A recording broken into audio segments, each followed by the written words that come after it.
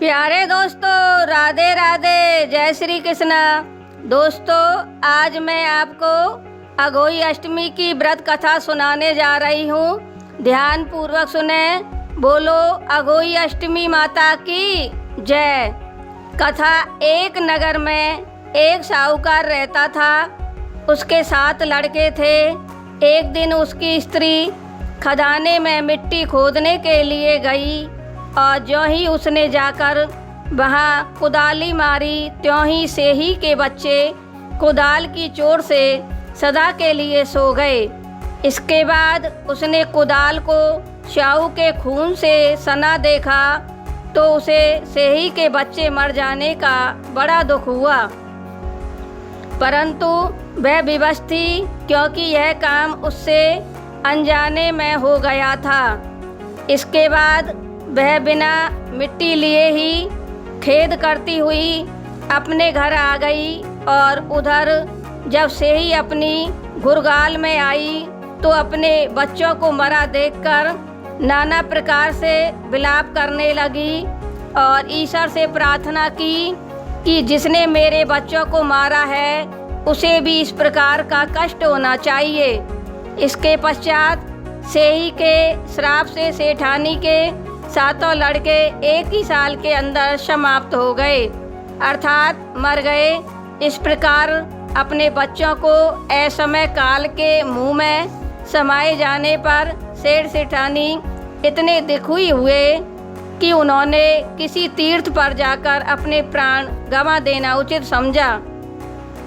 इसके बाद वे घर छोड़कर पैदल ही किसी तीर्थ की ओर चल दिए और खाने की ओर कोई ध्यान न देकर जब तक उसमें कुछ शक्ति और साहस रहा तब तक वे पैदल चलते रहे और जब वे पूर्णतः अशक्त हो गए तो अंत में मूर्छित होकर गिर पड़े।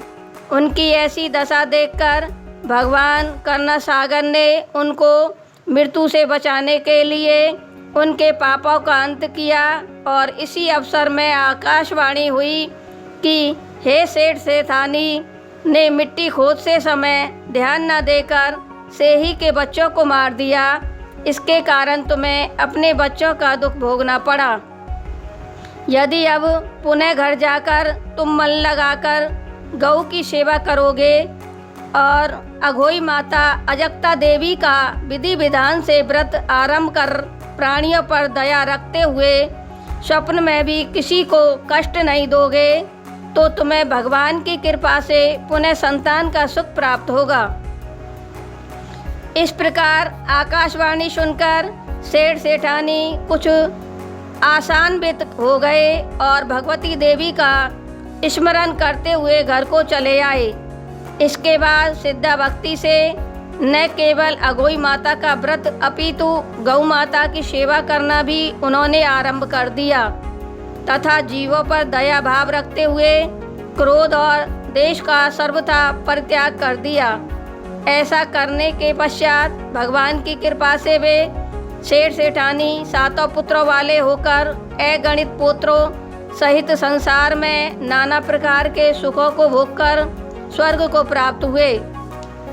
इस कहानी से शिक्षा मिलती है कि बहुत सोच विचार के बाद भली प्रकार निरीक्षण करने पर ही कार्य का आरंभ करो और अनजाने में किसी की हिंसा मत करो। गौ माता की सेवा के साथ साथ अघोई माता अजक्ता देवी भगवती की पूजा करो। ऐसा करने पर अवश्य संतान के सुख के साथ साथ संपत्ति का भी सुख प्राप्त होगा।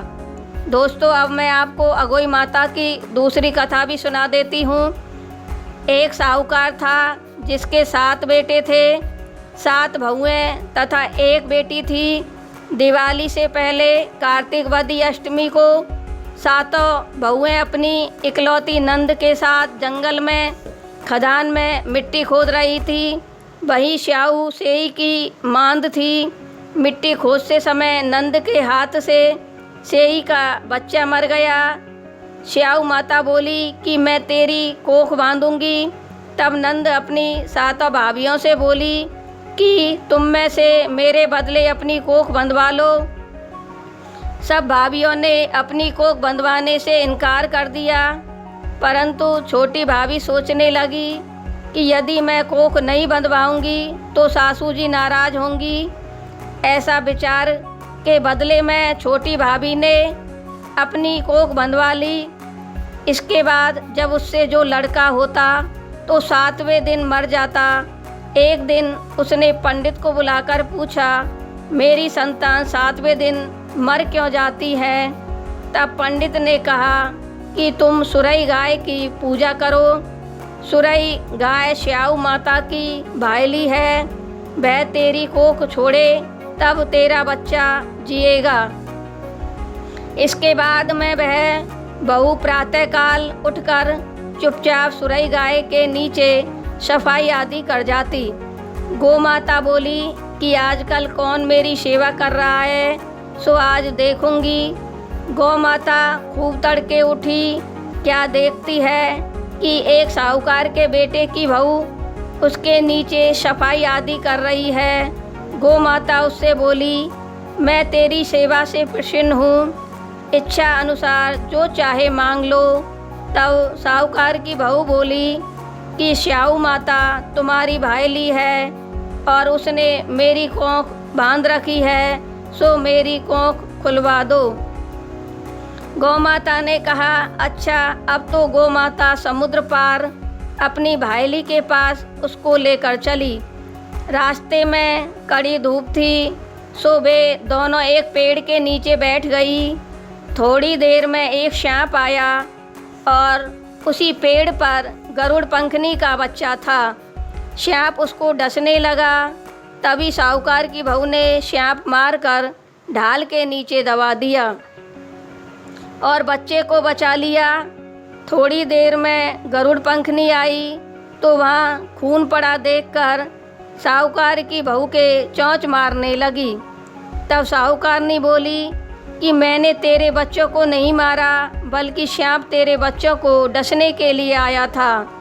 मैंने तो उससे तेरे बच्चे की रक्षा की है। यह सुनकर गरुड़ पंखनी बोली कि मांग, तू क्या मांगती है? वह बोली, 7 समुंदर पार श्याऊ माता रहती है, हमें तू उनके पास पहुंचा दे। तब गरुड़ पंखनी ने दोनों को अपनी पीठ पर बैठाकर श्याऊ माता के पास पहुंचा दिया। श्याऊ माता उन्हें देखकर बोली कि आ बहन, बहुत दिनों में आई।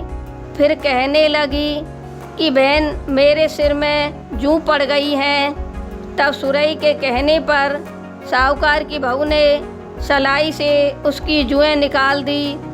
इस पर श्याऊ माता प्रसन्न होकर बोली, तूने मेरे सिर में बहू सिलाई डाली है, इसलिए तेरे 7 बेटे और बहू होंगी। वह बोली, मेरे तो एक भी बेटा नहीं, 7 बेटे कहाँ से होंगे? श्याऊ माता बोली, वचन दिया, वचन से फिरूँ तो धोबी के कुंड पर कंकड़ी होऊं। तब साहूकार की बहू बोली, मेरी कोख तो तुम्हारे पास बंद पड़ी है। यह सुन श्याऊ माता बोली कि तूने तो मुझे ठग लिया।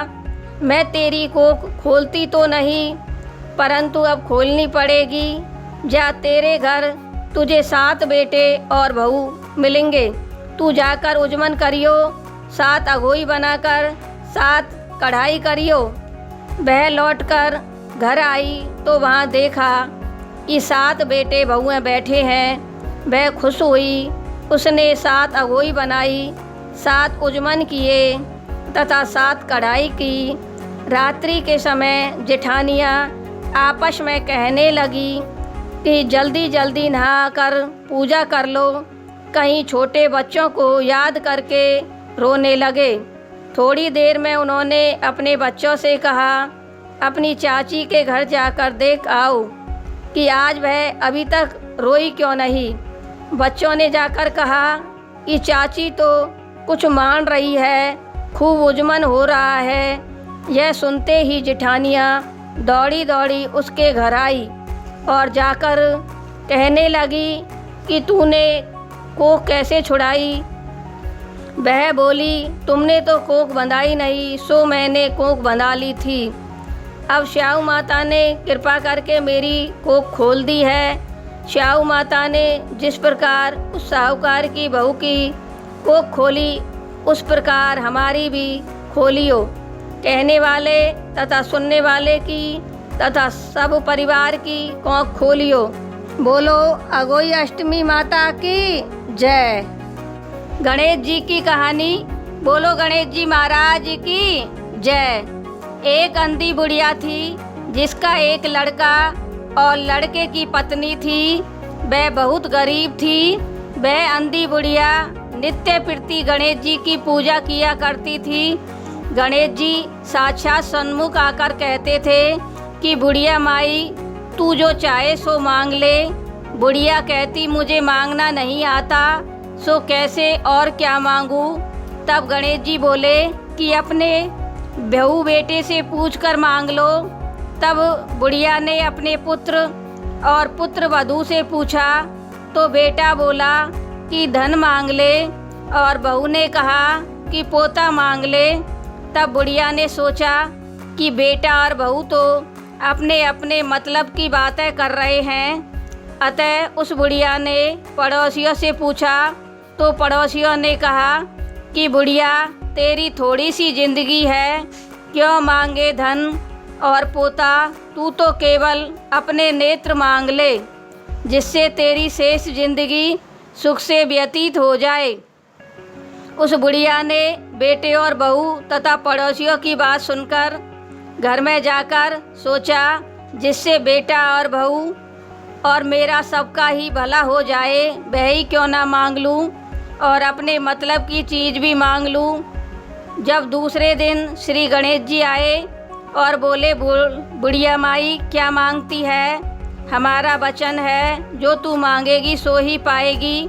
गणेश जी के वचन सुनकर बुढ़िया बोली, हे गणेश जी महाराज, यदि आप मुझ पर प्रसन्न हैं तो मुझे 9 करोड़ की माया दें, निरोगी काया दें, अमर सुहाग दें, आँखों में प्रकाश दें, नाती पोता दें और समस्त परिवार को सुख दें और अंत में मोक्ष दें। बुढ़िया की बात सुनकर गणेश जी बोले, बुढ़िया माँ तूने तो मुझे ठग लिया।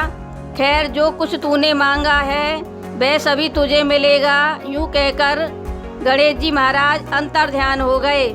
हे गणेश जी, जैसे बुढ़िया माँ को मांगे अनुसार आपने सब कुछ दिया है, वैसा ही सबको देना और हमको भी देने की कृपा करना। बोलो गणेश जी महाराज की जय।